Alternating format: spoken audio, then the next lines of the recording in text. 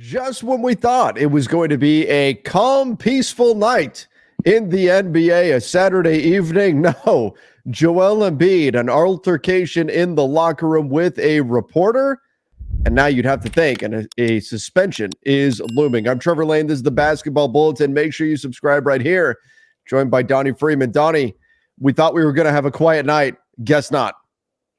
Absolutely. I was pretty comfortable and it's like, oh, this crazy news came out. So now we got to talk about it. And man, this is not something you ever expect to see what happened here. This is, so here's the details. This is from Shams Charania of ESPN. The NBA has already said they're aware of an incident in the Sixers locker room this evening, and they're commencing an investigation. Embiid, again, the initial report, Embiid got into an altercation with a columnist following tonight's game. You know, Shams Charania says no punch, that it was a shove from Embiid. Keith Pompey, who does a fantastic job covering the 76ers, he initially reported he punched him. Now, he has since deleted that tweet. So still up in the air, no footage out just yet on exactly what's going on in terms of what actually happened here. But Keith Pompey initially said he punched him. Then there was pushback against that. He deleted that tweet, saying instead it was a shove. That's what Shams Charania is saying now. And Keith Pompey saying people will remember the Sixers season for all the wrong reasons. The team dropped to 1-4, and Joel Embiid assaulted a reporter in the locker room. Donnie, you and I have talked at length about Joel Embiid sitting out, the frustration in the city of Philadelphia, waiting for him to return. Tyrese Maxey, he's the Will Smith meme by himself, waiting for Joel Embiid and Paul George to take the court. And the Sixers are struggling, so there's a lot of frustration wrapped up in that. But now Embiid taking issue with the reporter. We talked about it the other day that Embiid was frustrated with the way Philadelphia was responding to him being out, and it appears that now all of this is just boiling over. Yeah, like you said, it seems like it's just boiling over for him, and he is immensely frustrated with the entire situation. And this is, I think that this one also is in relation to another article, which we'll see what it was in a minute. Yeah. But for him to kind of go out there and let his frustrations be known and shown like that, I don't know that was the best decision. But I do think that, when you read this, you'll see why he felt that way, and maybe why he could feel justified. So I want to ask you guys right now, once you hear this part, watching the video, post down below. What do you think? Who do you think was in the wrong with this situation? In terms of the punching and lunging thing, I don't know, or punching and what, pushing thing. I don't know if he was like lunging aggressively to where like an onlooker from the side could perceive that as a punch or something. I don't really know, man. But thankfully, he deleted it, so maybe that wasn't true, because I think that if there is any punishment, if he punched the guy, I'd have to imagine that's much, much worse. So this is what was said. This is the article that Joel Embiid was upset about, reportedly. And here it is. Joel Embiid consistently points to the birth of his son, Arthur, as the major inflection point in his basketball career. He often says that he wants to be great, to leave a legacy for the boy named after his little brother, who tragically died in an automobile accident when Embiid was in his first year as a 76er. And it continues to say, well, in order to be great at your job, you first have to show up for work. And Embiid has been great at just the opposite. Wow. Now, in his 11th season, he consistently has been in poor condition. This poor conditioning apparently seems to have delayed his debut this season. Embiid won't play in Wednesday's opener or the next two games. So this is from last week. But to reference Embiid's desire to be great and saying that desire stems from wanting to be great for his son and for his brother who tragically passed away, the son that is named after his brother who tragically passed away, and then to jump into criticizing him for not his injury status. That's not what's mentioned here, but his conditioning. That conditioning is different than injury status. Saying that he can't be great right now because he's hurt is different than saying he can't be great right now because of his poor conditioning. His poor conditioning puts blame on Embiid. Saying he's injured, as well, people can get frustrated with that. If they say he's injured, that's a completely different statement. That's something that's beyond your control in most situations. But saying poor conditioning says Embiid wants to be great, invoking the name of his son and his brother who passed away while mentioning that it's conditioning, which is something Embiid controls. I understand why Embiid is pissed off in this situation. Donnie, like, how do you feel? Do you where do you fall on this? Do you side with Embiid? Like, when I read this, I'm like, wow, I get why Embiid would be pissed off reading this. Yeah, no, absolutely. I do completely understand why he would be pissed off just reading it. That first part, where he says that he's constantly talked about wanting to be great and things like that. And then basically he's like, yeah, sorry, you're failing at that. Yeah. That's a pretty scalding take to say that way. And seemingly, I mean, these are words. We don't know how this guy personally feels, but seemingly lacking remorse for those that have passed and also the son there as well. That's definitely just a weird situation. I wouldn't want to say anything like that. So the reporters definitely got some big cojones to say that the way he did. But I would like to say that he's not also entirely wrong. I know that we've talked about Joel's conditioning a lot in Sure. the past. He has had issues with conditioning, and one would imagine that his conditioning or lack thereof could have contributed to some of the injuries he sustained over the years as well.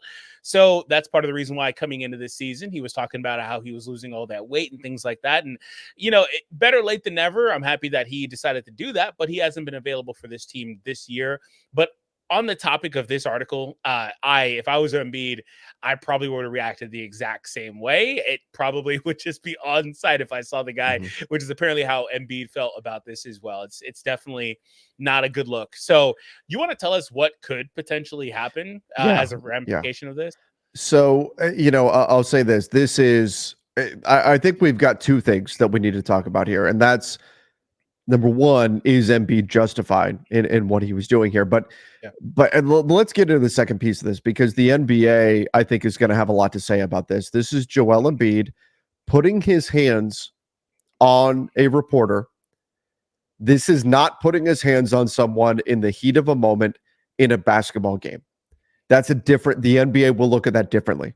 If Joel Embiid, let's say, I'm making up a scenario here. If Joel Embiid, let's say he gets undercut in a game and he's frustrated and he gets up in anger and puts his hand on a player, that's a different situation than what we're talking about here. We're talking about a reporter in the locker room in an off-court setting. The reporter's union, the reporter's newspaper, they could potentially sue Joel Embiid for putting his hands on him, for assaulting him.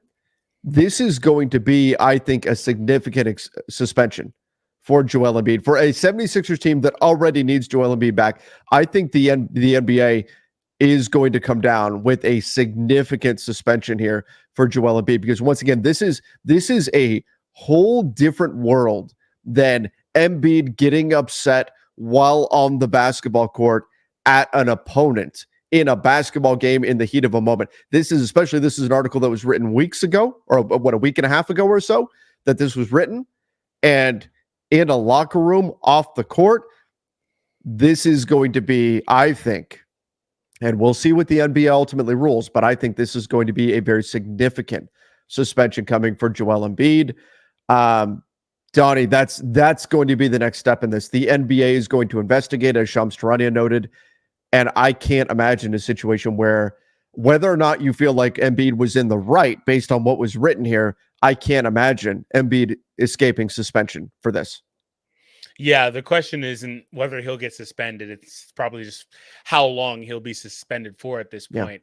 And when that will happen as well. Do you think that would happen immediately, like say Tuesday or something? By Tuesday they'd have something, or if he could come back for a few games and then they do their investigation and No. discover that it happened, and then a week later they're like, okay, No, I think it's going to be, sometimes we see it play out that way with the way you're describing in the NFL, where if there's a criminal investigation, the NFL will allow a player to play while the investigation is going on, and then they'll wind up, retroactively issuing a suspension, then the player will be suspended from there. Yeah. We see that take place sometimes, but with the NBA, the way this is going to go down, I don't know when Embiid will be officially ready to step foot on the basketball court, but whenever he is, I would have to, if it's by their next game, I would have to imagine the NBA is going to prevent him from doing that. I don't think they'll let him play whatever game he's ready. Now, if it comes out that, hey, he's not ready for another week anyway, then maybe the NBA takes their time with their investigation. I don't think he's going to be able to make his season debut before the suspension comes down. I think that's going to be the case. And I'll tell you this, when we get into like, should Embiid be upset about this? Yes. Yeah. Absolutely. From a human perspective, this is ridiculous to write something like this, to mention. I mean, you don't talk about a man's son, a man's child, the way that this reporter did, and especially to add in a brother that passed away to this type of thing. At the same time, though, as an adult, you can't assault somebody. You can't do it. Even if somebody wrote something like this about you, even if you feel like you were in the right, the fact of the matter is you cannot just go around assaulting somebody. So it's going to be interesting to see how this plays out. But Donnie, I can't imagine Embiid escaping a suspension here. I think that's coming. I'm not saying, that the reporter who wrote this didn't maybe deserve it in some kind of way. And I'm sure everybody can respond to the comments and let me know, what do you do in this situation? But I think obviously in our society, I don't think violence is the answer. And while we may feel like Embiid was justified in putting his hands on somebody who wrote these things about him, still that can't be what you resort to. And I think Embiid is going to suffer the consequences.